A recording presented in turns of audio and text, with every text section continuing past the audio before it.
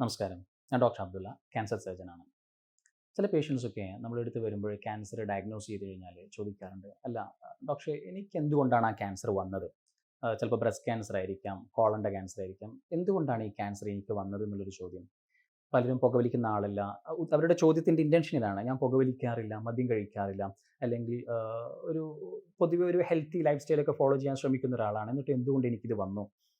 ഇപ്പോൾ നമ്മൾ ക്യാൻസറിൻ്റെ ഈ അർബുദത്തിന് എന്താണ് ക്യാൻസർ? അർബുദം എന്താണ്? അതിൻ്റെ ബേസിക് സ്റ്റെപ്സ് എന്താണെന്ന് ജസ്റ്റ് ഒന്ന് പറയാം. ക്യാൻസർ എന്ന് പറയുന്നത് ഈ നമ്മുടെ ശരീരത്തിലെ കോശങ്ങളുടെ അനിയന്ത്രിതമായ അൺകൺട്രോളബിൾ വളർച്ചയാണ് ക്യാൻസർ എന്ന് പറയുന്നത്. അതായത് നമ്മുടെ ശരീരം ഉണ്ടാക്കിയിരിക്കുന്നത് സെൽസ് ആണ്. പല കോശങ്ങൾ ടിഷ്യൂ ആയിട്ടും അതാണ് പല ഓർഗൻസും ആയിട്ട് ഉണ്ടാവുന്നത്. അതായത് കോശങ്ങളുടെ ഒരു കൂട്ടമാണ് നമ്മുടെ ശരീരം എന്ന് വേണമെങ്കിൽ പറയാം. അപ്പോൾ നമ്മുടെ ഓരോ കോശവും വലുതാവുന്നത് അതിൻ്റെ വളർച്ചയും അത് ഡിവൈഡ് ചെയ്തിട്ട് 1 2 ആവുന്നു, 2 4 ആവുന്നു, 4 8 ആവുന്നു. ആ ഡിവിഷനൊക്കെ വെൽ കൺട്രോൾഡ് ആണ്. കോശങ്ങൾ ഇങ്ങനെ വളരുകയും അത് ഡിവൈഡ് ചെയ്ത് പുതിയ ഓർഗൻസ് ഒക്കെ ഉണ്ടാകുമ്പോഴൊക്കെ ബോഡിയിൽ അതിന് വിയർ ആൻഡ് ടയർ ഒക്കെ പോലെ നമ്മുടെ കാറിൻ്റെ ടയറിനൊക്കെ ഉണ്ടാകുന്ന വിയർ ആൻഡ് ടയർ പോലെ കോശങ്ങളിലും ചില പ്രോബ്ലംസ് ഒക്കെ ഉണ്ടാവാം. അപ്പോൾ ഇങ്ങനെ പ്രോബ്ലംസ് ഉണ്ടാകുമ്പം അത് റിപ്പയർ ചെയ്യാനൊരു മെക്കാനിസം നമ്മുടെ ബോഡിക്കുണ്ട്. അപ്പോൾ നമ്മുടെ കോശങ്ങൾ എത്ര വളരണം, എത്ര ഡിവൈഡ് ചെയ്യണം, എന്തൊക്കെ പ്രശ്നങ്ങൾ ഉണ്ടാകുമ്പോൾ അത് എങ്ങനെയൊക്കെ റിപ്പയർ ചെയ്യണം, ആ റിപ്പയർ ചെയ്യാൻ പറ്റിയിട്ടില്ലെങ്കിൽ അല്ലെങ്കിൽ ഇതിൻ്റെ വളർച്ചയുടെയോ അല്ലെങ്കിൽ വികസിക്കുന്നതിൻ്റെയോ ഡിവിഷൻ്റെയൊക്കെ ഒരു എൻ ലിമിറ്റ് എത്തിക്കഴിഞ്ഞാൽ അതിനെ സ്വയം നശിപ്പിക്കുന്ന ഒരു പ്രക്രിയ കൂടി നമ്മുടെ ബോഡി ചെയ്യും. അപ്പോപ്ടോസിസ് എന്നാ പറയാം. അങ്ങനെ അതായത് നമ്മുടെ ഓരോ കോശത്തിൻ്റെയും ഓരോ ഓരോ ഓരോ മില്ലി സെക്കൻഡ്സും വെൽ കൺട്രോൾഡ് ആണ് നമ്മുടെ ബോഡിയിൽ.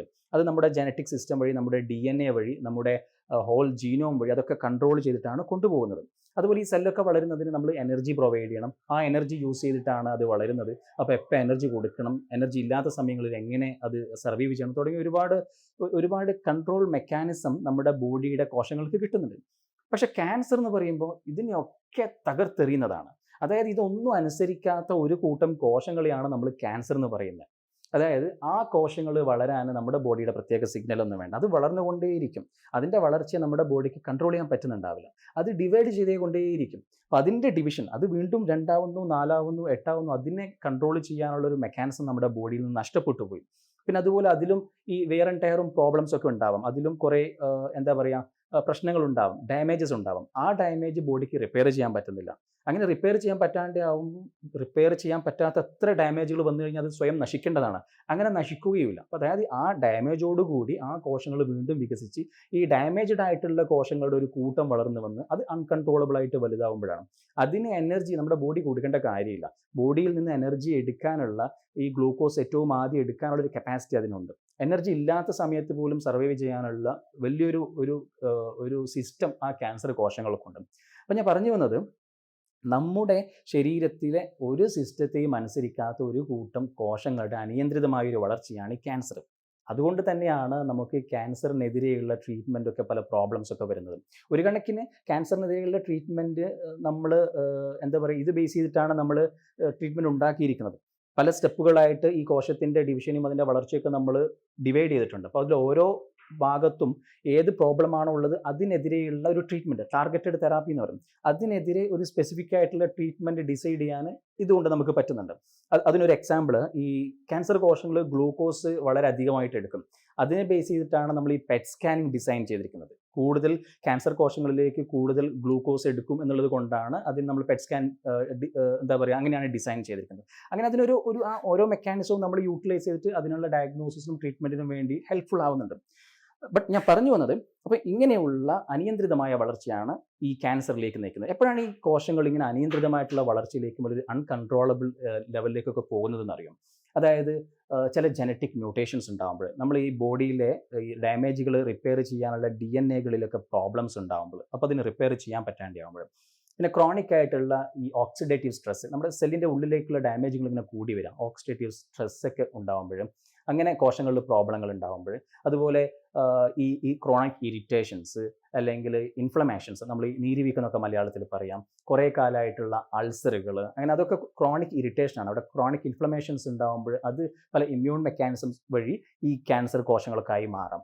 അത് സാധാരണ പുകവലി വഴി അല്ലെങ്കിൽ മദ്യപാനം, നമ്മുടെ ഒബീസിറ്റി, അമിതവണ്ണം, സെഡൻഡറി ആയിട്ടുള്ള ലൈഫ് സ്റ്റൈല്, പിന്നെ അല്ലെങ്കിൽ ഈ നേരത്തെ പറഞ്ഞതുപോലെ ക്രോണിക് ആയിട്ടുള്ള അൾസേഴ്സ്, അല്ലെങ്കിൽ ഒരു തീപ്പൊള്ളലോ മറ്റോ ഉണ്ടായിരിക്കുന്ന അൾസർ ഉണങ്ങാതെ അവിടെ കിടക്കുകയാണെങ്കിൽ ആ ക്രോണിക് അൾസേഴ്സ്, അല്ലെങ്കിൽ UV റേഡിയേഷൻ, അൾട്രാവയലറ്റ് റേഡിയേഷൻസ്, സാധാരണ നമ്മളെ ഈ എൻവയോൺമെൻറ്റിൽ റേഡിയേഷൻ ഹസാർഡ്സ് എക്സ്പോഷർ ഉണ്ട് നമുക്ക്.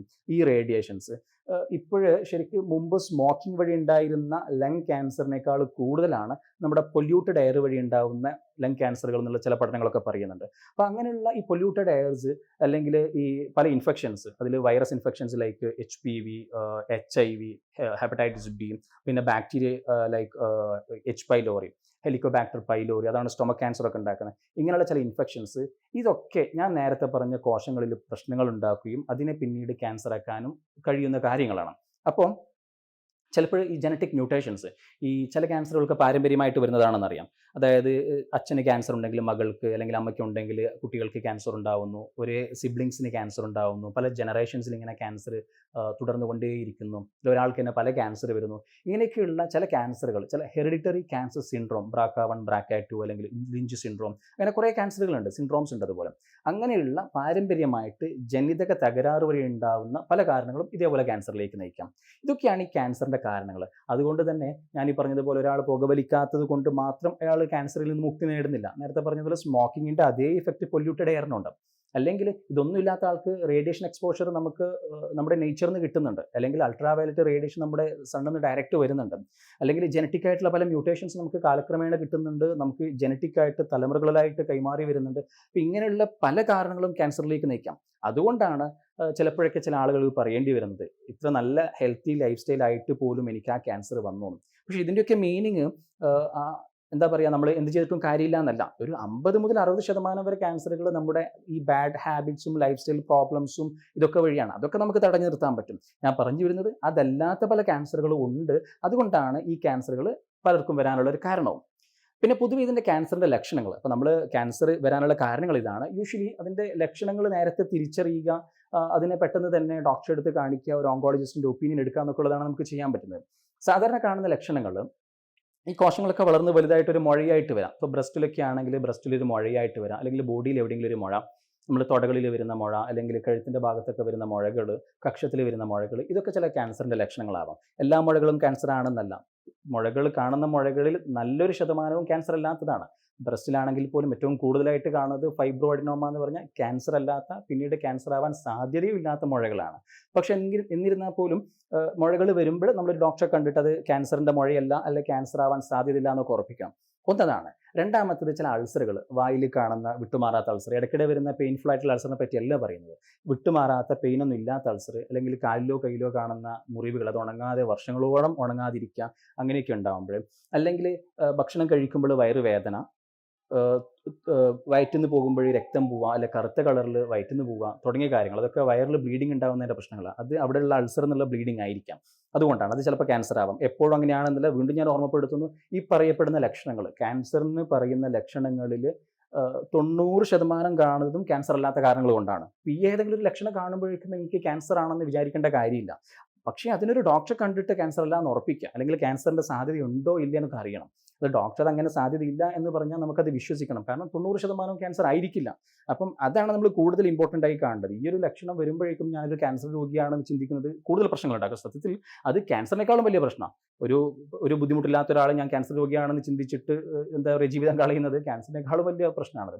അപ്പം ഈ ലക്ഷണങ്ങൾ, പിന്നെ അല്ലെങ്കിൽ സ്ഥിരമായിട്ടുള്ള വയറുവേദന, അത് സാധാരണ ഗുളികകൾ കൊണ്ടും ബാക്കിയൊന്നും അത് ശരിയാവുന്നില്ല. അങ്ങനെയുള്ള വയറുവേദന, വയറ് വീർത്ത് വരിക, അനിയന്ത്രിതമായിട്ട് വയറ് വീർത്ത് വരിക, ഭക്ഷണം കഴിക്കുമ്പോൾ പെട്ടെന്ന് വയറ് നിറയുക, ഭക്ഷണം കഴിക്കാൻ ഇറക്കാനുള്ള ബുദ്ധിമുട്ടുണ്ടാവുക, അല്ലെങ്കിൽ ബ്ലീഡിങ്ങിൻ്റെ സമയത്ത് കൂടുതൽ ബ്ലീഡിങ് ഉണ്ടാവുക, പീരിയഡ്സിൻ്റെ സമയത്ത്, അല്ലെങ്കിൽ പീരിയഡ്സിൻ്റെ ഇടയിൽ ബ്ലീഡിങ് ഉണ്ടാവുക, തുടങ്ങിയ സംഭവങ്ങൾ. ചിലപ്പം സെക്സിൻ്റെ സമയത്ത് പെയിൻ ഉണ്ടാവുക, ആ സമയത്ത് ബ്ലീഡിങ് ഉണ്ടാവുക, തുടങ്ങിയൊക്കെയും ചിലപ്പോൾ ക്യാൻസറിൻ്റെ ലക്ഷണങ്ങളാവാം. അത് ചിലപ്പം വെയിറ്റ് ലോസ് ആയിരിക്കും, അനിയന്ത്രിതമായിട്ടുള്ള വെയിറ്റ് ലോസ്, പ്രത്യേകിച്ച് കാരണമൊന്നുമില്ല, നമ്മൾ ഡയറ്റൊക്കെ നോർമലാണ്, സാധാ ഡയറ്റിംഗ് ഒന്നുമില്ല, എന്നിട്ട് നമ്മുടെ വെയിറ്റ് കുറയാം, അല്ലെങ്കിൽ കുറേ കാലത്തേക്ക് ഫീവർ ഉണ്ടാവുക. സാധാരണ ഫീവറിൻ്റെ കോസസ് ഒന്നും നോക്കിയിട്ട് അതൊന്നും കാണുന്നില്ല, അതായത് എന്താ പറയുക, പ്രത്യേകിച്ച് കാരണങ്ങളൊന്നും കാണാത്ത ഫീവർ, ഇതൊക്കെ ചിലപ്പം ഈ ക്യാൻസറിൻ്റെ ലക്ഷണങ്ങളാവാം. പറഞ്ഞു വരുന്നത്, ക്യാൻസറിൻ്റെ ഈ ലക്ഷണങ്ങളൊക്കെയും കൂടുതലും കാണുന്നത് ക്യാൻസർ അല്ലാത്ത രോഗങ്ങൾക്കാണ്. അങ്ങനെ ക്യാൻസറിന് മാത്രമായിട്ടൊരു ഡെഫിനിറ്റ് ലക്ഷണമൊന്നും നമുക്ക് പറയാൻ പറ്റില്ല. അതുകൊണ്ട് തന്നെ ഇത്തരം ലക്ഷണങ്ങളുള്ള ആളുകൾ ഡോക്ടറിനെ കാണാം, ക്യാൻസർ അല്ലാന്ന് ഉറപ്പുവരുത്തുക, ക്യാൻസറിന് വല്ല സാധ്യത ഉണ്ടെങ്കിൽ അതുമായി ബന്ധപ്പെട്ട ടെസ്റ്റുകൾ ചെയ്യുക, അതിനനുസരിച്ച് ട്രീറ്റ്മെൻറ്റ് എടുക്കാം എന്നതാണ് അതിന് ശരിയായിട്ട് നമുക്ക് ചെയ്യാനുള്ളത്. അപ്പോൾ ഇത്രയും കാര്യങ്ങളാണ്. അപ്പോൾ പലപ്പോഴും പലരും ചോദിക്കാറുള്ള എന്തുകൊണ്ടാണ് എനിക്ക് ഈ ക്യാൻസർ വന്നതിനുള്ള ഒരു ഉത്തരവാണ്, അതുപോലെ എപ്പോഴാണ് നമ്മൾ ഏറ്റവും പെട്ടെന്ന് ഡോക്ടറെ കാണേണ്ടത് എന്നതിനുള്ള ഒരു മുന്നറിയിപ്പ്, ഒരു മുൻകരുതലും വേണ്ടി കൂടിയാണ് ഇങ്ങനെയൊരു കാര്യം ഞാൻ പറഞ്ഞു തന്നത്.